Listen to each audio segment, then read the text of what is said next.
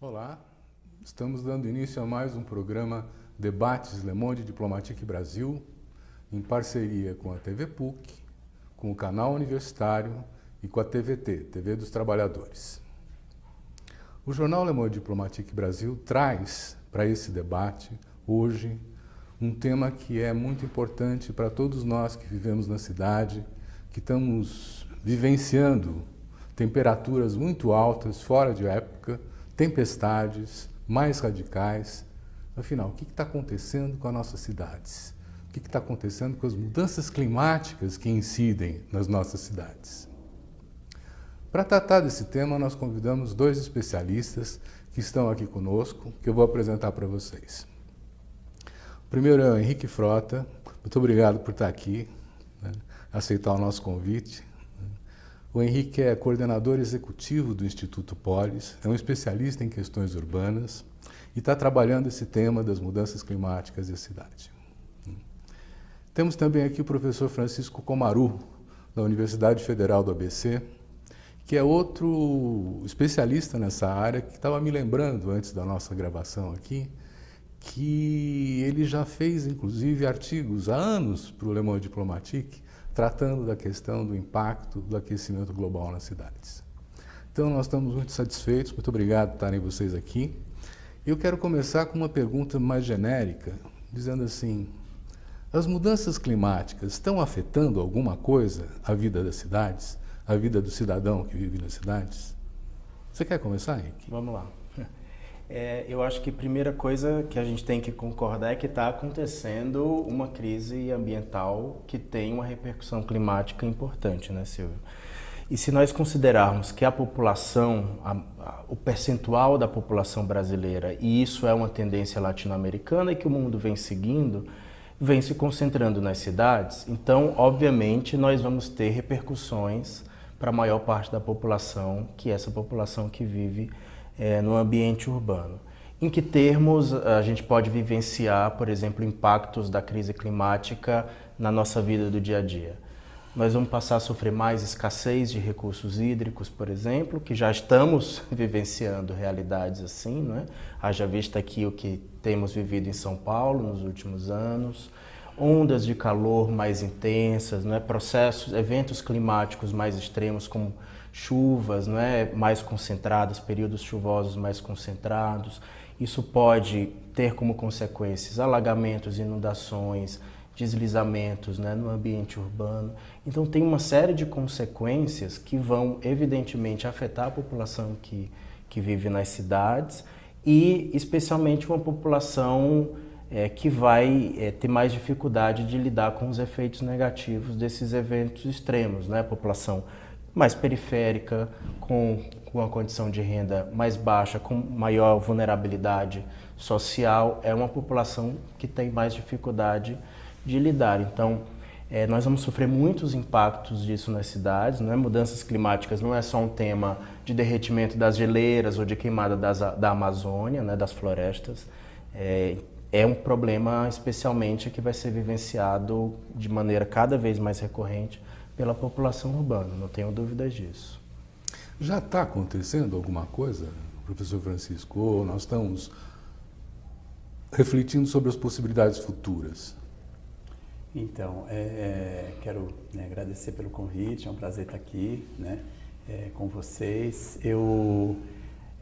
Pelo que a gente tem acompanhado, né, da literatura científica mundial, não é só uma literatura dos brasileiros e dos latino-americanos, já tem ocorrido, né, as alterações estão acontecendo, aliás, desde a Revolução Industrial, né, o grau de intervenção humana, né, no planeta e o estresse, né, ambiental que tem causado, que tem ocasionado, é nítido em medições de diferentes tipos, né, seja do ponto de vista de presença de substâncias na atmosfera diferentes, presença de substâncias no fundo dos oceanos, contaminação dos solos e a temperatura do planeta, que eu acho que é a mais óbvia, é aquela que a gente mais fala, né, que a gente mais comenta, mas existem vários indicadores que mostram que esses fatores estão se ampliando e estão se tornando cada vez mais radicais. E, num primeiro momento eles passam um pouco despercebido, mas nós tivemos recentemente, por exemplo, no Brasil, alguns anos atrás, eu não sei se todo mundo vai se lembrar disso, mas nós tivemos seca na Amazônia, né? E eu lembro eu tenho a família do meu pai é da Amazônia, né? Eu lembro meu tio com 90 e poucos anos, ele dizia, e nasceu na Amazônia, ele falou, nunca ouvi falar de seca na Amazônia, né? Na Europa, né, a gente tem notícias na Itália, um clima extremamente bem regulado. Quando chega o verão, é verão. Quando chega o inverno, é inverno. E eles estão com um fenômeno, né, de tropicalização do clima, né? Está começando a acontecer essas chuvas de verão que a gente tem aqui, que a gente está acostumado com Mata Atlântica, etc., né? Então, os fenômenos estão se alterando. A minha preocupação, né, eu acho que é um fator que eu queria trazer aqui para o debate, que eu acho que é uma questão importante para a gente refletir, num país como o nosso, né, o Brasil é um dos países mais desiguais do mundo. Então, um tipo de cenário é acontecer esse tipo de mudança a partir de uma base de uma sociedade mais ou menos rica, onde você tem um estado de bem-estar social, infraestrutura com uma boa distribuição, né? Quando acontece isso em uma sociedade com uma base muito desigual, né, com muita desigualdade, você vai ter efeitos extremamente iníquos para a população, né? A gente tem muitas áreas das metrópoles, muitas cidades que não têm tido investimento durante décadas, né, em infraestrutura. Isso é muito grave porque essas populações vão sofrer muito mais. Então, a questão da água, da energia, não é que nós temos uma escassez, nós vamos ter também escassez, mas nós temos um problema mais grave que é a distribuição, como que está distribuído esses recursos, né, de água, de energia e de serviços e infraestrutura, né? Estão distribuídos de forma extremamente desigual. A gente tem bairros, né, por exemplo, na cidade de São Paulo, no Rio de Janeiro, que vieram recebendo layers, né, camadas de investimento, décadas seguidas, sempre os mesmos bairros recebendo muito investimento público e privado. Lógico que esses bairros, né, eles estão muito bem preparados para lidar com o problema de enchente, de chuvas fortes. E bairros que não recebem investimento nenhum por décadas, né? Esses bairros vão sofrer muito. Então nós vamos ter situações, né, que vão se agravar muito num cenário de muita desigualdade, né? Acho que isso é uma questão importante para a gente chamar a atenção. Nem todos vão ser afetados igualmente, né? O grau em que vão ser atingidos é um grau que varia muito. Eu acho que isso que o professor Francisco está colocando é importante, porque quando nós tratamos de mudanças climáticas, muitos ativistas e teóricos sempre usam o discurso de que a Terra é o nosso barco comum, não é? Nossa casa comum, e todos nós, indistintamente, de renda, de classe, de gênero, de origem, de religião, seremos afetados pelas mudanças climáticas. Em alguma medida está correto, porque seremos afetados de alguma maneira. Mas nós não estamos no mesmo barco, né? Porque a capacidade de responder aos eventos decorrentes das mudanças climáticas são completamente desiguais nas nossas sociedades, especialmente no caso brasileiro, né? Então a maneira como a infraestrutura é disponibilizada na cidade, ou a maneira como a capacidade de resposta a partir do nível de renda da população é diferente em determinada situação ou não, né? A gente pode usar muito bem aqui o exemplo dos últimos acontecimentos que tivemos esse ano na cidade de São Paulo. Em julho, nós tivemos, entre os dias 4 e 5 de julho aqui na cidade de São Paulo, região metropolitana, o maior evento chuvoso para o mês de julho em 76 anos. Então choveu mais de 120 milímetros num período de 24 horas. Isso registros para o mês de julho, foi o maior evento, né, em 76 anos. para quem lembra desse episódio, teve um outro episódio no mês de março também, né, de chuva intensa. Quem ficou debaixo d'água por muitos dias não foram os habitantes dos bairros com melhores infraestruturas e sistema de drenagem, que coincide com bairros que têm um nível de renda média superior na cidade de São Paulo. Então, entender essa distribuição desigual e essa capacidade também desigual da população de responder, né, de lidar com os eventos climáticos extremos, ela é uma chave importante para a gente analisar as consequências disso no ambiente urbano. Porque não sofreremos de maneira igual, né, as decorrências, né, de todos esses eventos. Então, nós não vamos sofrer de maneira igual, estou de acordo, eu acho super importante vocês demarcarem a questão da desigualdade como um fator que vai modificar o impacto dessas restrições ambientais, mas precisamos falar um pouco mais das restrições ambientais. Quer dizer, vai parar de chover? Vocês falaram que vai faltar água. Eu tenho ouvido de alguns especialistas que a nossa água já está contaminada nas cidades pelos agrotóxicos. Quer dizer, como é que... Vamos tratar um pouco dessas questões mais em detalhe? Eu sei, por exemplo, de lugares em que estão se mudando cidades porque elas estão próximas do nível do mar e esse mar vai subir, né? O que vai acontecer com as cidades brasileiras de uma maneira geral? Olha, é bem complexo dar um prognóstico, Silvio, porque nós temos aí situações que decorrem do próprio aquecimento global e situações que decorrem de outros processos ambientais que não necessariamente são um aquecimento global, como, por exemplo, contaminação do recurso hídrico, dos solos, o desmatamento. Essas coisas podem ter uma relação com o aquecimento, mas não necessariamente. Então, nós podemos acabar com os nossos recursos hídricos independente do aumento da temperatura do planeta. Isso é uma questão, né? Termos o recurso disponível, mas é um recurso que já não está mais em condições adequadas de uso devido ao grau de poluição. Então isso é uma questão para a gente pensar. Outra é que o próprio fenômeno, né, das mudanças climáticas, eles não vão resultar numa única consequência, porque o planeta ele também vai se autorregulando, os ecossistemas eles também vão tentando, né, se ajustar e encontrar um novo equilíbrio. Então, em algumas circunstâncias, o que a gente vai ter são situações de períodos de estiagem e de seca maiores, mais extremos, ondas de calor maiores, né? O ano passado, por exemplo, 2018, foi um ano já de extremos, de ondas de calor extremas. Nós tivemos na África a maior temperatura máxima já registrada, deu uns 51 graus na Argélia. Em Omã, no Oriente Médio, já deu a mínima mais alta da história, 43 graus de mínima no dia, né, em Omã. Então, nós já temos processos de onda de calor super extremos. Isso não significa que o mundo vai viver sem a chuva, porque uma outra consequência do aquecimento global é que nós podemos ter eventos chuvosos super intensos, super desastrosos de maneira mais concentrada. Então, não é que necessariamente vai acabar a água do planeta, mas significa que nós vamos ter um novo reequilíbrio dos ecossistemas do planeta. É isso que o professor Francisco colocou. Em países que têm um clima mais temperado, nós vamos tender uma tropicalização do clima dos países.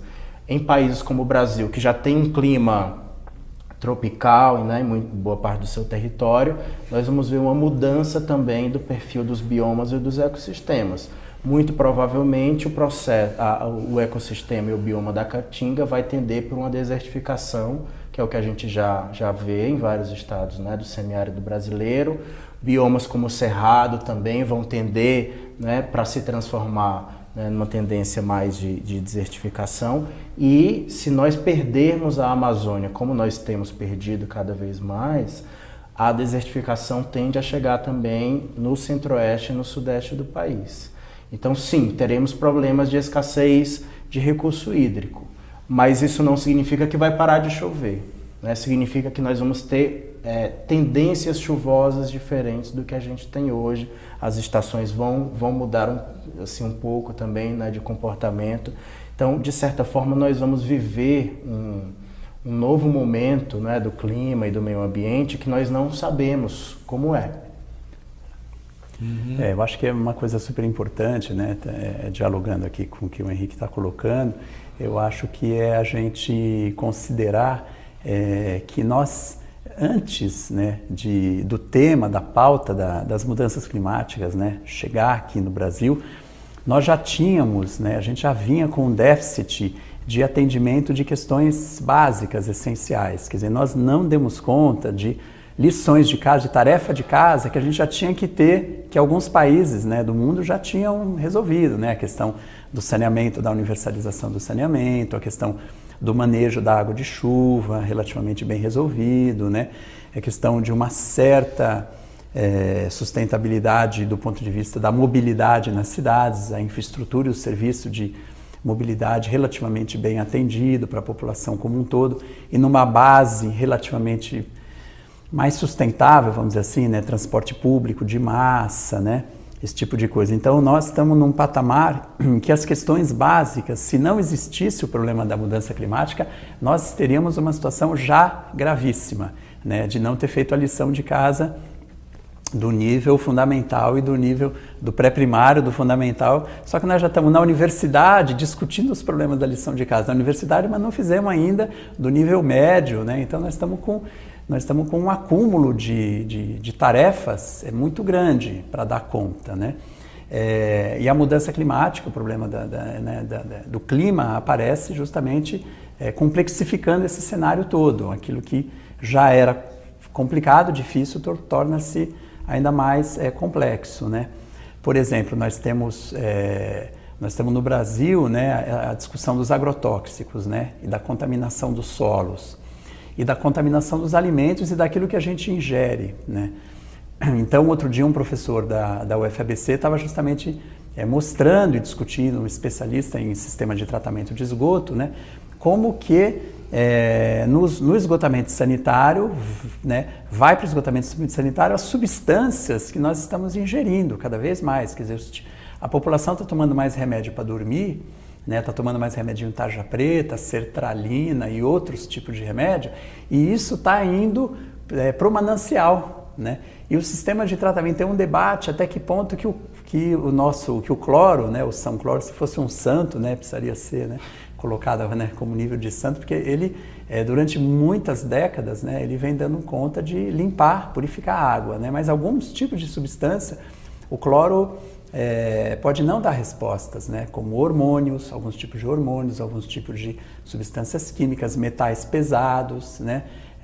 Então a gente tem uma complexificação, por exemplo, associado ao uso de agrotóxicos e aos nossos hábitos alimentares, os alimentos que são extremamente processados, né? Isso impacta os mananciais, que impacta a forma de produzir água, a nossa capacidade de produzir água diminui, e isso torna mais crítica a questão grave que a gente já tem, né, de água, disponibilidade de água no planeta, da desigualdade, né? Soma-se a isso o problema da mudança climática, quer dizer, que são eventos extremos e mais concentrados, né?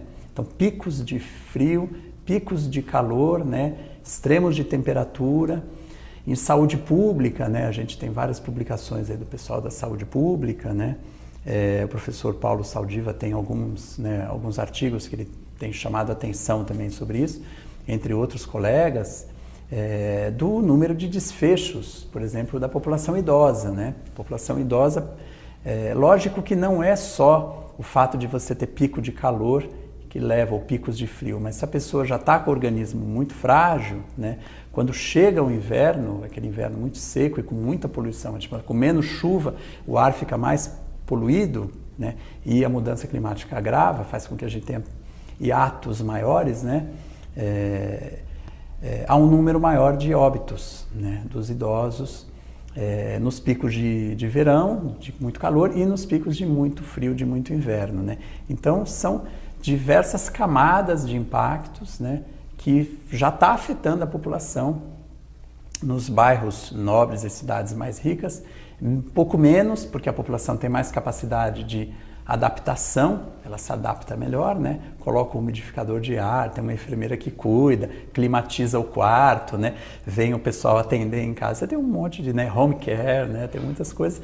E o pessoal na periferia não tem nada disso. Se você está num barraco, né, de madeira, numa palafita em cima de um curso d'água, né, a questão da mudança climática para quem mora numa situação de palafita, o impacto é absolutamente imediato, né? Variou o nível de água que está ali embaixo da palafita, muda tudo, né? É a vida que está em risco naquele momento. Tem um trabalho de mestrado de um aluno da UFABC, o Aramis Rovart, e ele estudou 3 favelas em São Bernardo do Campo, e ele notou que nessas 3 favelas ele cruzou dados de qualidade das habitações com a etnia, raça e etnia do chefe do domicílio. E ele percebeu que nas favelas, diferente do que a gente às vezes imagina, que a favela é um território mais ou menos homogêneo, né, das classes populares, mas as moradias que estão em área de risco, com material mais precário, em lugares piores, são as moradias chefiadas pelas mulheres negras e pelos homens negros, né? E os domicílios um pouquinho melhores dentro da favela são chefiados por brancos, na média, né? Então a gente vê que dá para fazer cruzamentos com a questão de gênero e de raça e etnia, né? Toda uma discussão dos grupos vulneráveis, os idosos, as crianças, negros, mulheres, pessoas com deficiência e grupos LGBT. Eu acho que aí abre um leque de discussão o que é a mudança climática do ponto de vista de cada um desses grupos. A gente poderia fazer toda uma discussão, né, que complexifica bastante. E num momento em que nós assistimos a um recrudescimento das políticas, né, públicas relacionadas a clima, meio ambiente, a moradia, né? Então isso preocupa muito, é extremamente grave o que está acontecendo no Brasil hoje. Se não tivesse mudança climática já seria gravíssimo. Com mudança climática, então, a situação fica ainda mais crítica. Tem uma parte que é a responsabilidade do Brasil. Tem outra parte que é global, porque esse aquecimento não acontece só aqui, né? Mas eu fico pensando, é mais complexo do que pensar que nós podemos ter alguma política municipal para resolver a questão do impacto do aquecimento global, né? Mas o que dá para fazer como uma prefeitura para encarar um negócio desse? Você tem razão no sentido de que a escala do problema é tão gigantesca que a escala das soluções tem que ser proporcional a isso, né? E os últimos estudos do IPCC e de outras organizações especializadas mostram que o IPCC é o painel intergovernamental de mudanças climáticas, né? Reúne cientistas de vários países, se organizam e eles lançam relatórios sobre o estado das mudanças climáticas.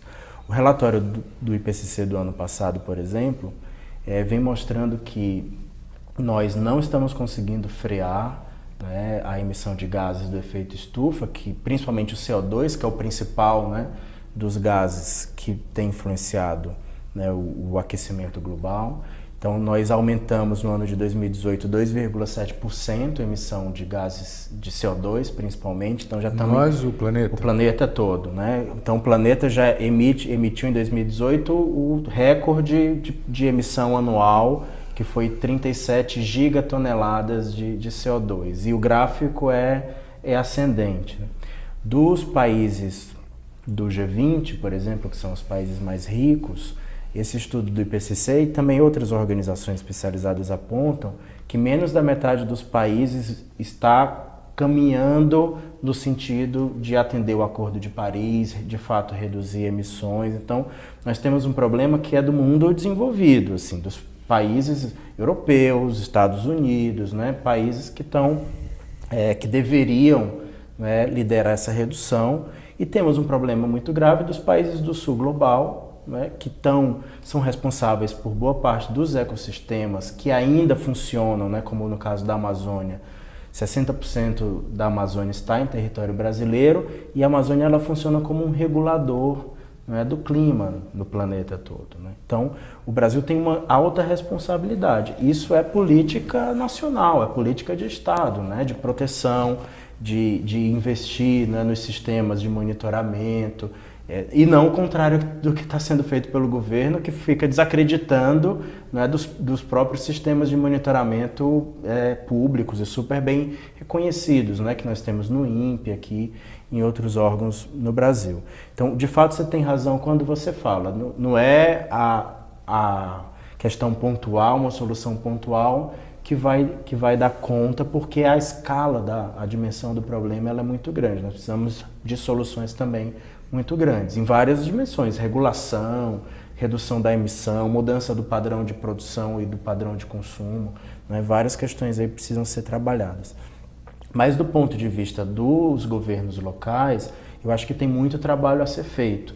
Mas também não devemos cair no discurso de que é um problema dos países, só das políticas nacionais, né, ou dos acordos internacionais, e que os governos locais, e até mesmo nós, né, que estamos aí na nossa residência, não devemos nos responsabilizar. Eu acho que se não tem um engajamento generalizado, né, em todos os níveis de governos, inclusive na esfera da sociedade civil, também a gente não vai conseguir solucionar. Então, do ponto de vista dos governos locais, eu vejo que temos uma agenda que não foi solucionada, né?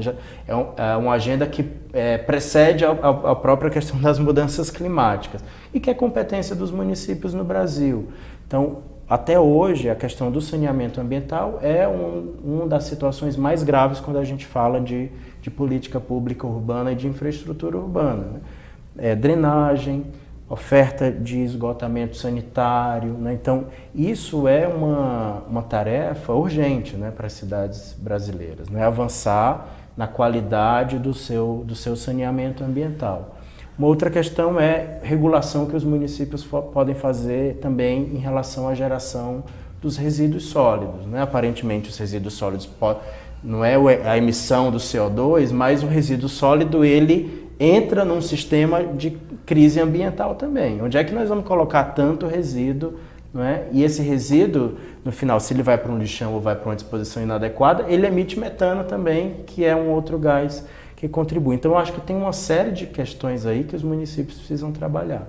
Outra questão é como é que a gente lida com o nosso padrão energético em relação à frota de transporte público, né? Uma frota que emite muito gás gerador de efeito estufa. Então, isso é uma questão de regulação também dos municípios, a mudança tecnológica, né, investimentos, regulação no setor privado que presta esse tipo de serviço. Então, tem várias questões aí para serem enfrentadas. Um aspecto super importante, falando das cidades, né, como que a gente pode, porque às vezes a impressão que a gente tem é que quem está numa situação de conforto, numa zona de conforto, não quer abrir mão do seu nível de conforto. Isso vale para países, né, que estão em um determinado padrão de consumo, que atingiram um padrão de desenvolvimento, de riqueza, de consumo muito elevado, e na hora de sentar, né, aquela coisa dos players globais, etc., na hora de discutir, todo mundo, quem que vai dar a parcela de sacrifício, a gente percebe que há uma resistência muito grande. O próprio Estados Unidos, né, o governo Trump, a agenda dele, né, ele foi eleito, inclusive também com esse discurso, né, de proteção dos interesses dos Estados Unidos. Ele não foi eleito com uma agenda, a partir de uma agenda de discussão multilateral dos problemas globais. Os Estados Unidos com uma responsabilidade global, como um país que tem uma responsabilidade mundial pela riqueza, pela liderança estratégica que eles têm, né? Mas ao contrário, né, uma discussão muito de um ponto de vista de não querer abrir mão de determinados privilégios, né, enquanto país. A gente nota isso dentro dos países acontecer a mesma coisa, né? Então, setores, né, das elites também não querer abrir mão do nível de conforto, do nível de riqueza, do nível de consumo, e isso é uma questão muito complicada, né? O poder público local, ele pode fazer muita coisa, né? Inverter, por exemplo, a gente tem o professor Márcio Postman que costuma dizer que a gente vive a síndrome do curto-prazismo, né? E que o neoliberalismo ele leva a isso, a gente tem que dar resposta, nós estamos sempre atrasados, estamos sempre tendo que dar resposta para ontem, né? O WhatsApp está sempre apitando no bolso de todo mundo que você tem que responder agora para as pessoas, mas a gente poderia construir, a gente tem que construir políticas públicas com uma visão de médio e longo termo, né? Por exemplo, investimento em transporte sobre trilho é muito melhor do que investimento em transporte sobre pneus, sobre todo ponto de vista. Só que é lógico que ele exige uma visão de política de Estado, né? De que você não vai conseguir fazer isso num governo de 2, 3, 4 anos, e você só vai ter retorno disso depois de 10, 15, 20 anos. Mas não é por isso que você não vai fazer, né? Então tem coisas que não dá retorno imediato, mas a gente tem que fazer, né? A gente tem filho, as pessoas têm filho, filho também é uma coisa que precisa subsidiar, ter filho, claro que precisa, filho dá prejuízo, dá lucro, lógico que não dá lucro, mas não é por isso que as pessoas não deixam de ter, é fundamental, né? A humanidade tem que se renovar, as novas gerações vêm, então nem tudo tem que dar lucro no curto prazo. Eu acho que essa é uma discussão, né, para a gente enfrentar o problema da mudança climática, mesmo inclusive dentro do marco capitalista, não estamos fazendo nenhum discurso, né, que extrapola ou que revoluciona, né, o capitalismo, mas é dentro de um capitalismo, né, com uma face mais humana e mais sustentável, né, como é que a gente inverte do ponto de vista da política municipal as prioridades. Então, por exemplo, a ação do mercado imobiliário, né, os relatórios do IPCC, né, do painel intergovernamental de mudanças climáticas, mostram, né, o peso que tem, né, o sistema de mobilidade e transporte, o peso que tem o setor da construção civil, o peso que tem a geração pelas residências, né? E as indústrias e os transportes de mercadorias, os alimentos. Então, a gente tem uma indústria da construção civil que é pouco regulada, que ela reabilita poucos prédios e aproveita pouco as áreas consolidadas das cidades e estimula a expansão horizontal infinita das cidades com demolição, renovação, demole e constrói, demole e constrói. Toda vez que se demole uma estrutura na cidade para construir uma outra, né, você está gerando entulho, que vai demandar uma área de bota fora, que não vai poder ser mais uma área verde, porque é um monte de material de construção civil. Aumenta material particulado na atmosfera, né, que torna o ar mais seco, mais difícil de chegar aos raios, poluição difusa na atmosfera. E precisa de caminhão para transportar o entulho, né, e você tem que aumentar a fabricação de cimento, de aço. Né, tudo isso, né, são cadeias produtivas que geram gases de efeito estufa e agravam o problema, né?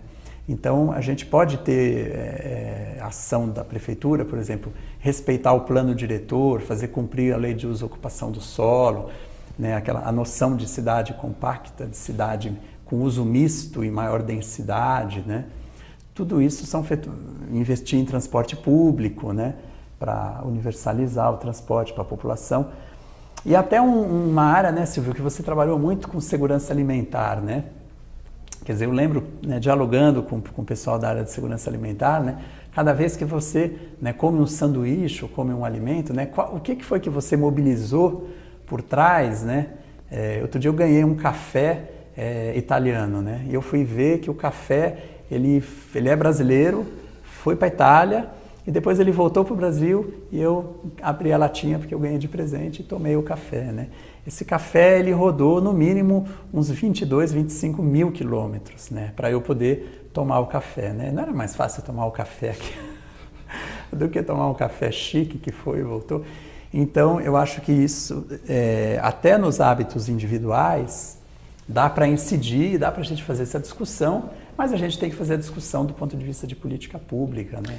Então, eu estou pensando assim, vocês já fizeram referência várias vezes à importância da regulação. Regulação são as leis e as normas que o Estado, quer dizer, a democracia cria na forma de leis, no Congresso e tal, que o Estado tem como instrumento, né, para garantir a convivência e a qualidade da vida.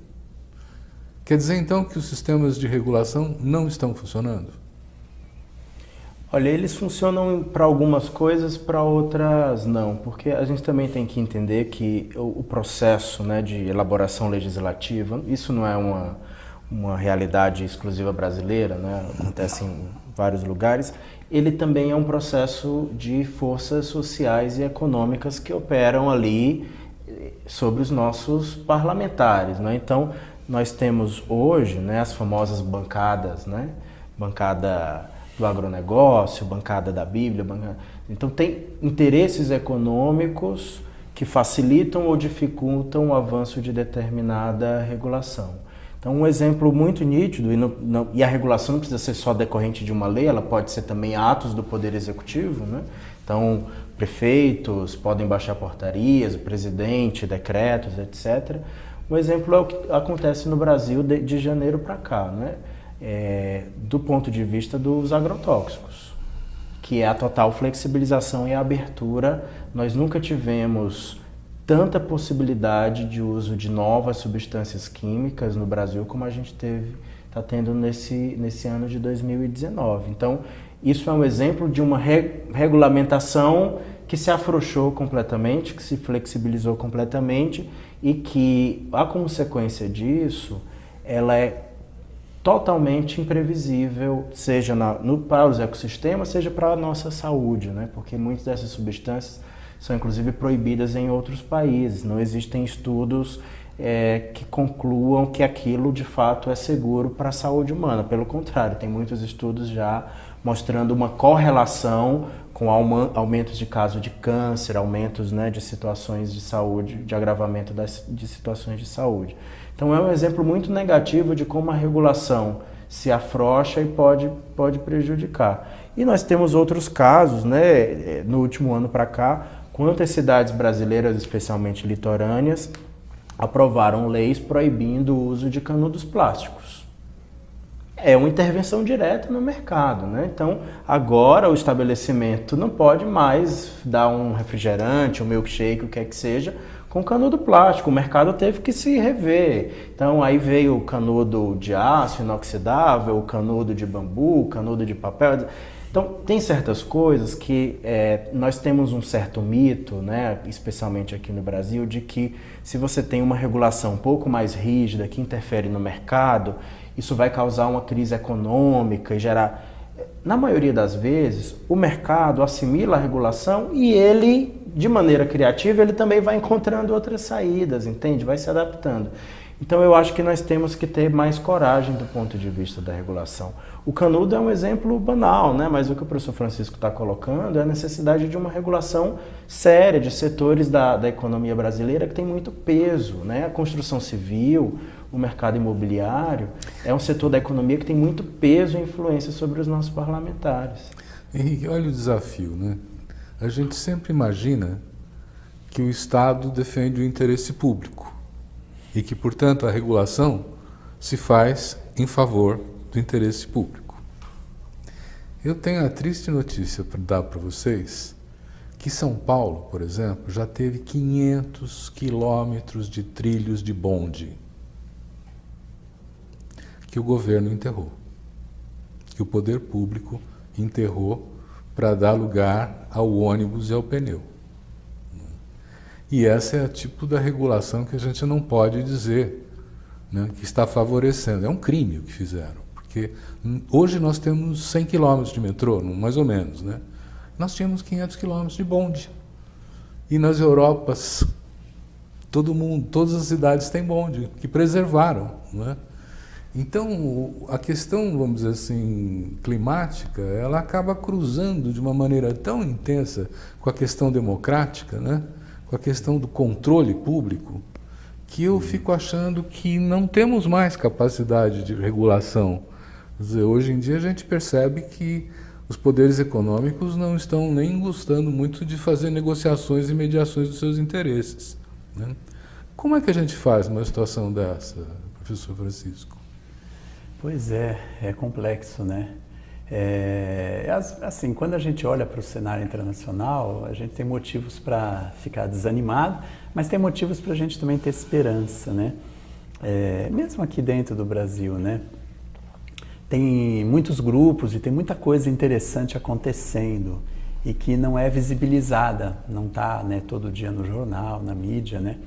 Mas, por exemplo, semana passada, os governos da Alemanha, em Berlim, eles recompraram 6.000 imóveis, né, para tornar como imóveis públicos para enfrentar o problema da moradia, né, que eles vêm tomando diversas medidas no sentido de congelamento de aluguéis, que na França também já foi tomada essa medida, né, e agora uma recompra de imóveis que tinham sido privatizados, que eles eram, né, imóveis públicos de locação social, né, de moradia pública, foi privatizado e agora foi reestatizado de novo.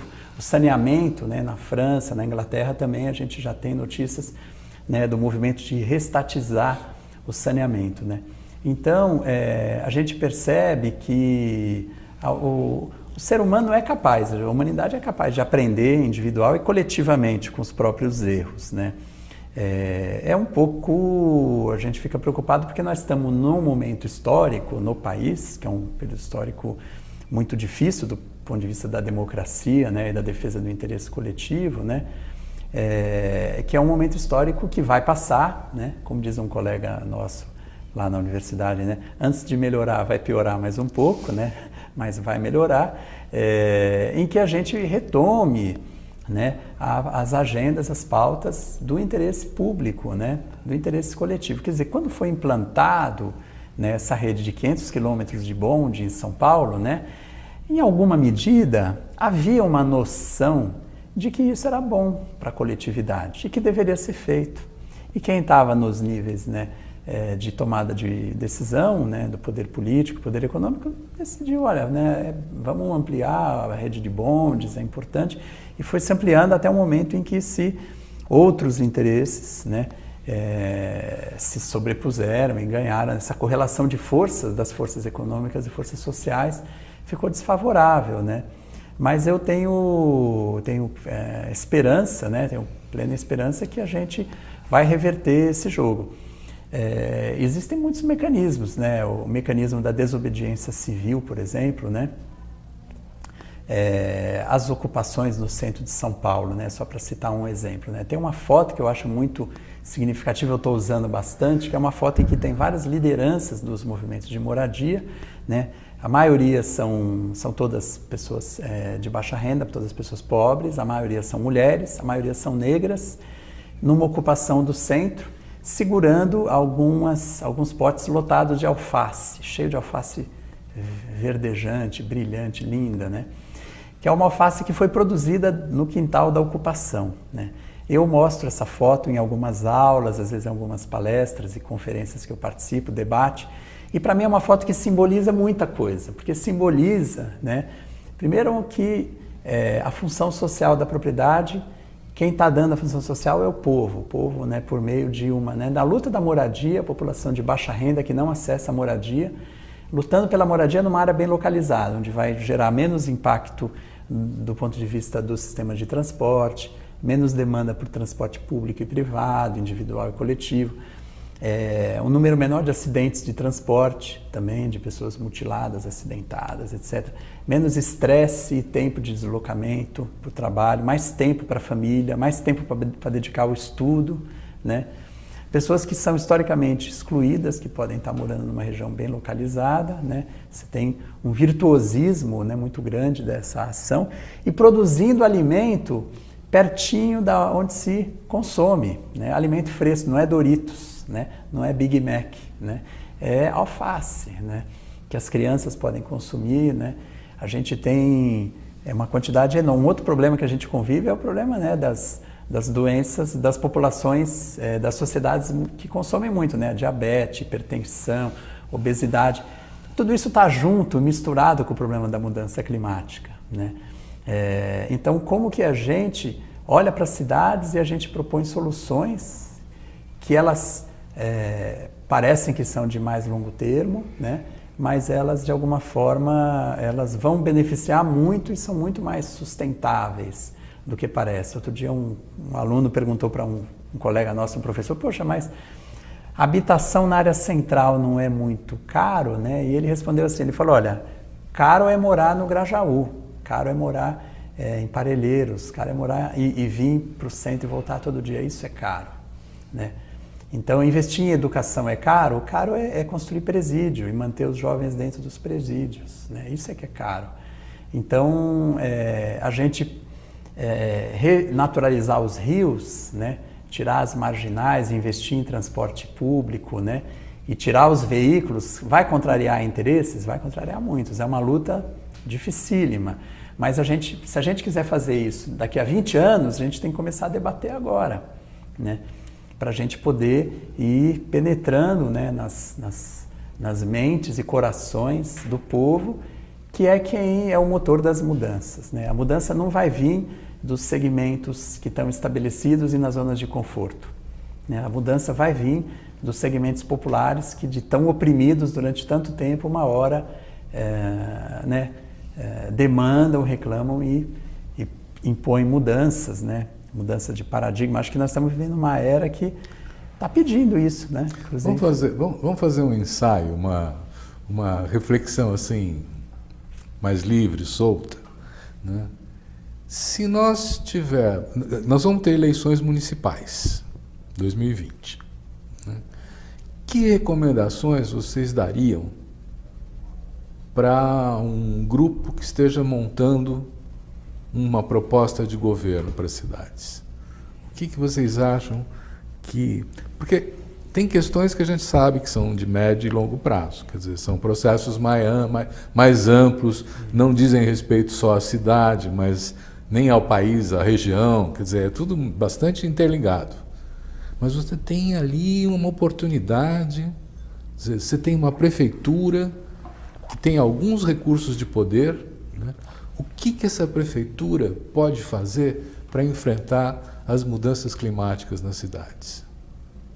Bom, eu acho que o trabalho que a gente faz no Instituto Polis, ele é bastante centrado, né, no direito à cidade. Então eu acho que, especialmente pensando em eleições municipais, em que nós vamos lidar com um contexto cada vez mais urbano, que não é exclusivamente urbano, óbvio, né, porque nós também não podemos ignorar que maior parte do território brasileiro não é urbano, embora a população esteja concentrada nas cidades, mas a maior parte do território não é necessariamente urbano. Mas eu acho que o direito à cidade é uma agenda política que pode contribuir muito nessa reflexão. Primeiro porque ela não ignora as áreas, né, de conservação, os ambientes naturais, os territórios que precisam ser preservados. O direito à cidade, ele, na verdade, prevê uma relação saudável, sustentável, equilibrada entre o urbano, o periurbano, né, aquilo que está em torno da cidade, a área rural, pensando nisso que o professor Francisco já colocou, os circuitos da economia que sejam mais curtos, né? Então a produção de alimentos que chega e que você não precisa demandar tanto transporte, portanto tem menos emissão de gás para ela chegar, né, na cidade. Então eu acho que tem uma série de questões, né, de uma agenda política que o direito à cidade nos traz. Então eu acho que tem aí as questões ambientais próprias, né? Eu acho que nós não podemos mais ignorar que qualquer gestão pública hoje precisa ter isso como uma questão central na sua agenda. Então não é pensar a política educacional descolada da política ambiental, não é pensar a saúde descolada do meio ambiente, ou a moradia, ou a política que para mim é o coração, né, das capacidades e competências do município, que é a regulação do seu próprio território, o ordenamento do seu próprio território. Então, é pensar todas essas questões, né, de maneira integrada. E a perspectiva do direito à cidade vai trazer algumas camadas que eu acho que são muito importantes. Primeiro, é uma dimensão da vida política e da participação. Parece que no Brasil nós vivemos assim uma euforia da participação dos anos 90 até início dos anos 2000 e agora não se fala mais, né, que é importante participar, sendo que todos os avanços que nós construímos em termos de políticas públicas decorreram de processos de participação social intenso. Não existe democracia forte nem políticas públicas interessantes se você não tem uma sociedade civil ativa.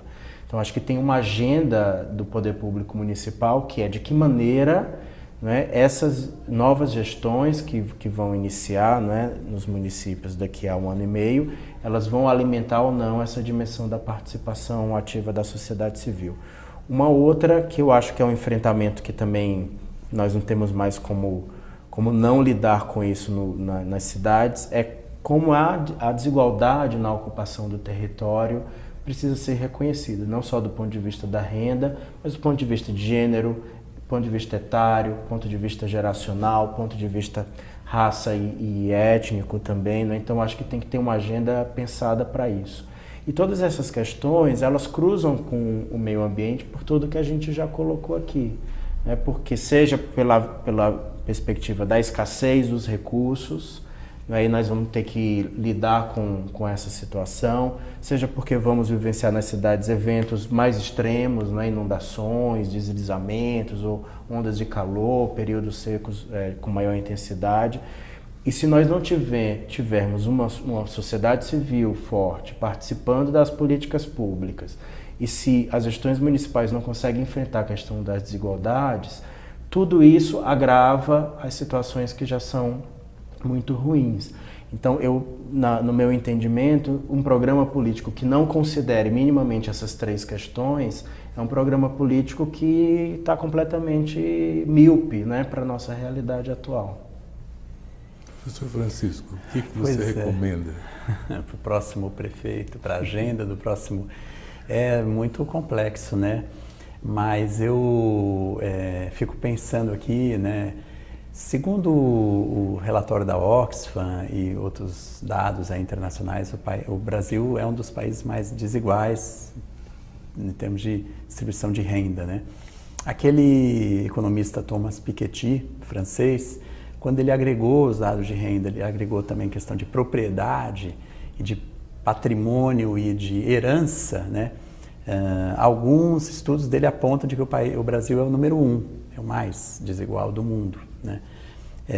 Então nós não estamos falando de uma realidade qualquer, nós somos o último país, né, que tivemos escravos, escravidão, né, legalizada, né, comércio, né?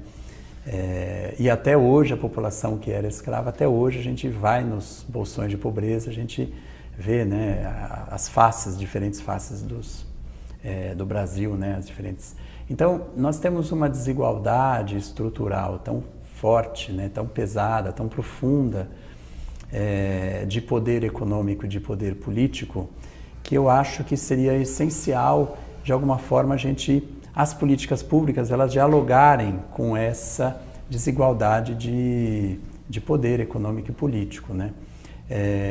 E a questão ambiental, lógico que ela é absolutamente premente. Então, algumas sugestões, né? Por exemplo, a gente deixar de priorizar o retorno em curtíssimo prazo, como tem sido a tônica, né? A gente levado ao impulso, né, e a demanda da agenda neoliberal, a gente tem que dar retornos cada vez mais rápidos, né? Os processos têm que ser eficientes e têm que ser eficazes, e tem que ter lucratividade, né, no tempo. Você tem que ter retorno muito rápido, muito imediato.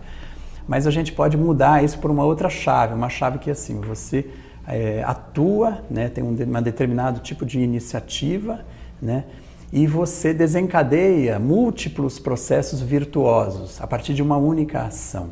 Essa é uma outra lógica, essa pode ser uma outra lógica interessante da gente dialogar. Como, né? É um exemplo disso? Então, por exemplo, quando você incentiva cooperativas de catadores de material reciclável, e você apoia as cooperativas de catadores, porque eu acompanho algumas cooperativas de catadores e assim, são décadas é uma luta tão desigual e contra a corrente, né, que são pouquíssimos governos que realmente apoiaram as cooperativas de catadores nas cidades, né, do Brasil, no caso na cidade de São Paulo, né? Então estão o tempo todo sofrendo ameaça de perder o terreno, o tempo todo recebendo material que tem um valor menor, a prefeitura chantageando, as grandes empresas, né, de coleta de resíduos sólidos da cidade, querendo, né, se apropriar do material mais valioso, dos bairros nobres que geram o lixo mais rico, o resíduo sólido mais rico, né?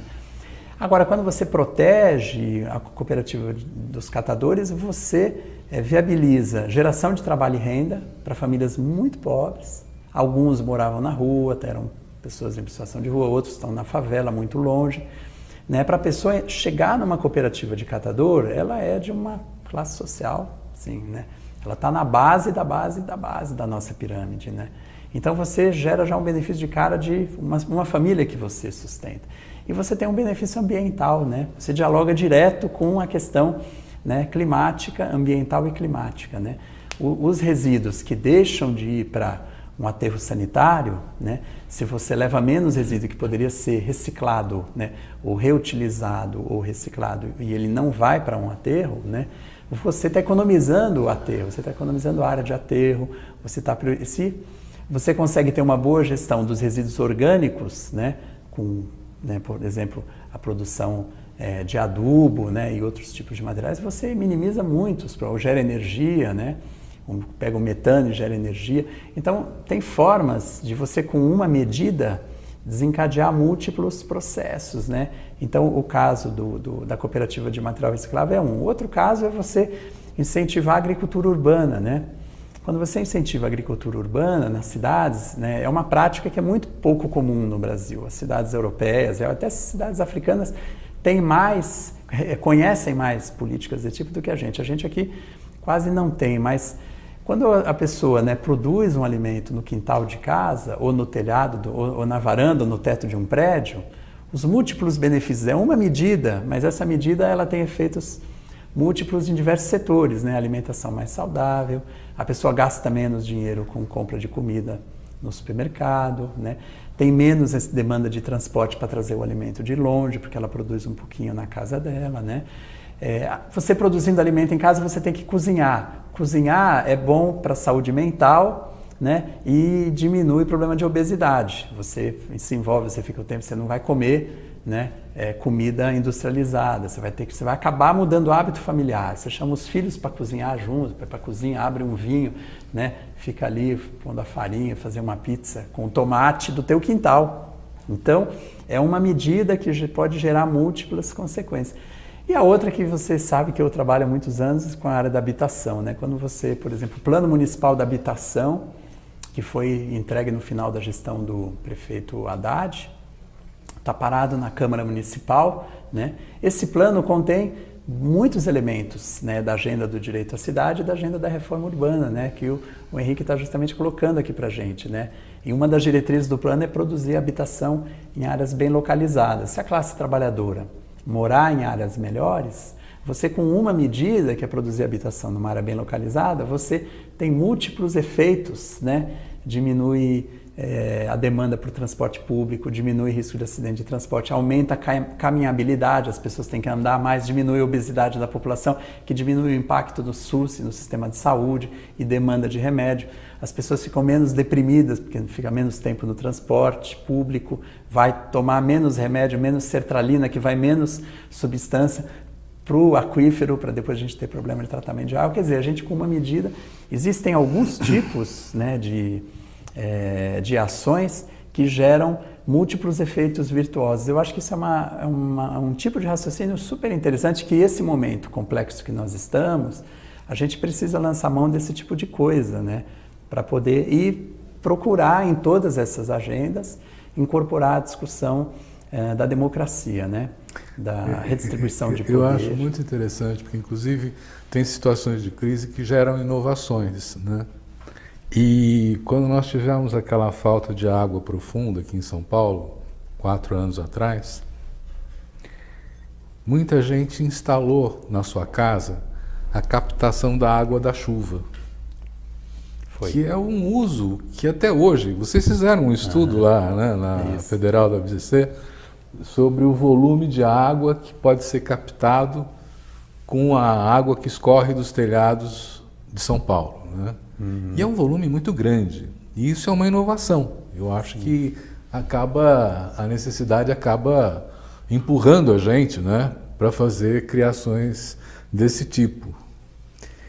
Henrique, nós temos 1 minuto, né? Você gostaria de sinalizar alguma política que pode ser interessante da gente dar ênfase?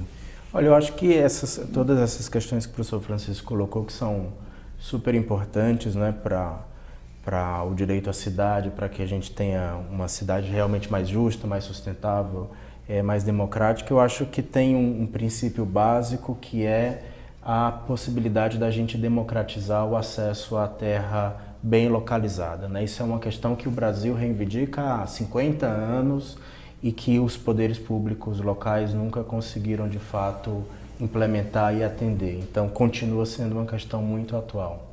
Uhum.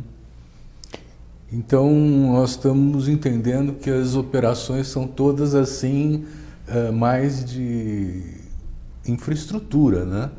Mas vocês falaram também, por exemplo, tem muita questão dos também veículos que tem a que ver com poluindo. hábitos, tem a ver com matriz energética, tem a ver com um avanço tecnológico. Eu acho que temos que ser mais ousados também nas mudanças desse ponto de vista, né? Tá bom. Eu quero muito agradecer a participação de vocês. Eu acho que foi um excelente momento para aprofundar um pouco a compreensão desses impactos das mudanças climáticas. Agradecer ao Henrique Frota, do Instituto Polis, ao professor Francisco Omaru, da Federal do ABC, e dizer para vocês que logo mais tem mais. Nós continuamos fazendo nossos debates, tratando dos temas que mais interessam ao cotidiano de todos nós. Obrigado.